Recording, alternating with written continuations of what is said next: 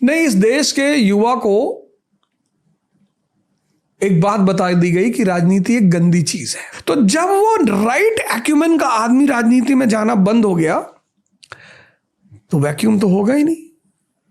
तो ठेकेदार जाने लगे, कॉन्ट्रैक्टर। अब कॉन्ट्रैक्टर जाएगा तो वो ईस्ट इंडिया कंपनी की तरह ही तो काम करेगा। देश में क्या हो रहा है? National politics. नहीं, इस देश के युवा को एक बात बता दी गई कि राजनीति एक गंदी चीज है। गंदी होती तो डॉक्टर अंबेडकर क्यों करते? राजनीति एक बहुत ही परिपक्व मन का खेल है।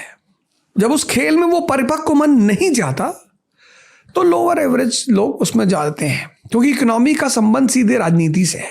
राजनीति में कभी वैक्यूम नहीं होगा ही नहीं, क्योंकि मेंबर ऑफ पार्लियामेंट के पास एक बजट है पैसे का। इकोनॉमी का सीधा कनेक्शन है पॉलिटी से। Polity is the guardian of economy. तो जब वो राइट एक्यूमेन का आदमी राजनीति में जाना बंद हो गया तो वैक्यूम तो होगा ही नहीं। तो ठेकेदार जाने लगे, कॉन्ट्रैक्टर। अब कॉन्ट्रैक्टर जाएगा तो वो ईस्ट इंडिया कंपनी की तरह ही तो काम करेगा।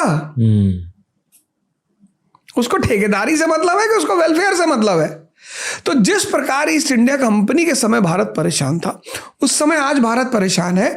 वो इसलिए नहीं कि यहां कोई खराब है, नहीं, इसलिए क्योंकि एक अलग ग्रुप का आदमी पॉलिटिक्स में एंटर कर गया। और दूसरी बात, इस देश के आदमी को बजट समझ में नहीं आता। और आपने अपने नौकर को 1000 रुपया दिया कि जाओ बाजार से सामान ले आओ, वो लौट कर आया, आपने हिसाब नहीं मांगा, तो बाकी पैसा तो रख ही लेगा ना।